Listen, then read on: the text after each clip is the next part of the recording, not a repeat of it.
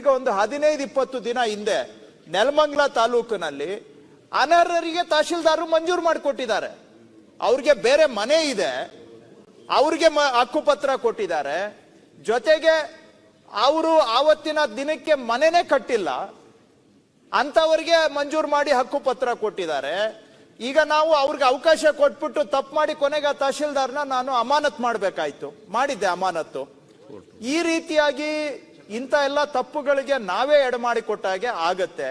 So ಇವೆಲ್ಲವನ್ನ, ಮತ್ತು ಮೂರನೇ ವಿಷಯ, ಈಗ ಕೋರ್ಟ್ನಲ್ಲಿ ನಮ್ಗೆ ಪದೇ ಪದೇ ಕೇಳ್ತಾರೆ, ಇದು ನಿಮ್ಮದು ಒಂದು ಬಾರಿ ಅಂತೇಳಿ ಎಷ್ಟು ಬಾರಿ ಮಾರ ಇರೆ ನಿಮ್ದು ಅಂತ. ಈ ಒಂದು ಬಾರಿಗೆ ಏನಾದ್ರೂ ಒಂದು ವ್ಯಾಖ್ಯಾನ ಇದೆಯಾ? ಒನ್ ಟೈಮ್ ಅಂತೇಳಿ ಎಲ್ಲ ಇಲ್ಲಿಗಾಲಿಟಿಯನ್ನ ನೀವು ಲೀಗಲೈಸ್ ಮಾಡ್ಕೊಂಡು ಹೋಗ್ತಾ ಇದ್ದೀರಿ ಅಂತ.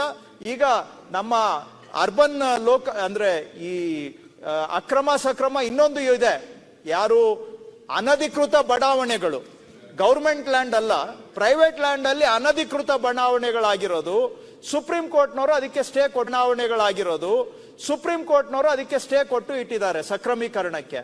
ಅವ್ರು ಇದನ್ನೇ ಕೇಳ್ತಾ ಇದ್ದಾರೆ, ಈ ಒನ್ ಟೈಮ್ ಅಂತೇಳಿ ನಿಮ್ ಒನ್ ಟೈಮಿಗೆ ಏನಾದ್ರೂ ಕೊನೆ ಇದೆಯಾ ಅಂತ ಕೇಳಿ. ಈಗ ಅದು ಬಹುಶಃ ರಿಜೆಕ್ಟ್ ಆಗುವಂತ ಚಾನ್ಸಸ್ ಇದೆ ಅಂತ ನಮ್ಮ ಲಾಯರ್ಸ್ ಹೇಳ್ತಾರೆ.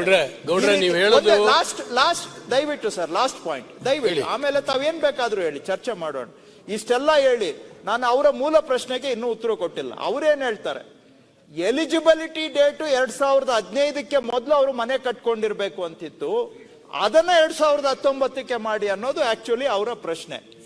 ಅರ್ಜಿಗೆ ಎಲಿಜಿಬಿಲಿಟಿ ಡೇಟ್ ಹೊಸ ಎಕ್ಸ್ಟೆನ್ಷನ್ ಕೊಡಬೇಕು, ಪ್ಲಸ್ ಕಟ್ ಆಫ್ ಏನು ನೀವು ಆಕ್ಟ್ ಅಲ್ಲಿ 2015ಕ್ಕೆ ಮೊದಲು ವಾಸ ಇರಬೇಕು ಅಂತಿದ್ದೀರಿ, ಅದನ್ನ 2019ಕ್ಕೆ ಮೊದಲು ಅಂತ ಮಾಡಿ ಅಂತ. ಅಲ್ಲಿ ಉದ್ದೇಶ ಏನು? ಅವ್ರು ಯಾರಿಗೆ ಕೊಡಬೇಕು? ಉದ್ದೇಶ ಪೂರ್ವಕವಾಗಿ ಬಂದು ಮನೆ ಕಟ್ಕೊಂಡಿದ್ದಾರೆ, 2015ರ ನಂತರ ಮನೆ ಕಟ್ಕೊಂಡಿದ್ದಾರೆ. ಅವರು ಉದ್ದೇಶ ಪೂರ್ವಕವಾಗಿ ನಂತರ ಬಂದು ಮನೆ ಕಟ್ಕೊಂಡಿರೋದು. ನಮ್ಮ ಉದ್ದೇಶ ಏನಿತ್ತು? 2011ಕ್ಕೆ ಮೊದಲು ಅವರು ಮನೆ ಕಟ್ಕೊಂಡಿರ್ಬೇಕು, ವಾಸ ಮಾಡ್ತಾ ಇರ್ಬೇಕು, ಅದಕ್ಕೆ ನಮ್ಗೆ ಏನಾದ್ರೂ ಸಾಕ್ಷಿ ಬೇಕು ಅಂತ.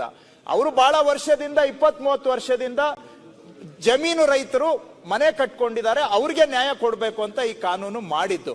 ಹಾಗಾಗಿ ಇದರಲ್ಲಿ ಆಲ್ರೆಡಿ ಬಂದಂತ ಅರ್ಜಿಗಳು ಬಹುತೇಕ ವಿಲೆ ಆಗಿದ್ದಾವೆ. ಒಂದು 50,000 ಅರ್ಜಿ ಇನ್ನೂ ಬಾಕಿ ಇದೆ. 50,000 ಅರ್ಜಿಯನ್ನ ವಿಲೆ ಮಾಡೋದ್ರ ಕಡೆಗೆ ಈಗ ನಾವು ಗಮನ ಕೊಡ್ತಾ ಇದ್ದೇವೆ. ಈಗ ಹೊಸದು ಅಂತ ಹೇಳಿದ್ರೆ ಮತ್ತೆ ಏನೆಲ್ಲ ಇದರಲ್ಲಿ ಬರುತ್ತೆ ನಮ್ಗೆ ಗೊತ್ತಿಲ್ಲ. ಸೊ ಇಷ್ಟು ಮಾಹಿತಿಯನ್ನ ಮಾನ್ಯ ಸದಸ್ಯರಿಗೆ ಸದನಕ್ಕೆ. ಸ್ವಾದಿಷ್ಟತೆಯ ಸ್ವಾದ, ತಾಜಾತನದ ಆಹ್ಲಾದ, ಉತ್ತಮ ಆರೋಗ್ಯ ಮತ್ತು ಹೆಚ್ಚಿನ ರೋಗ ನಿರೋಧಕ ಶಕ್ತಿಯ ವೃದ್ಧಿಗೆ ಈಗ ನಿಮಗೆ ಸಿಗುತ್ತಿದೆ ಉತ್ತಮ ಗುಣಮಟ್ಟದ ಪೌಷ್ಟಿಕಾಂಶ. Shri Vaidik millet health mix, ಇದು ಸಿರಿಧಾನ್ಯಗಳ ಸಂಪತ್ತು.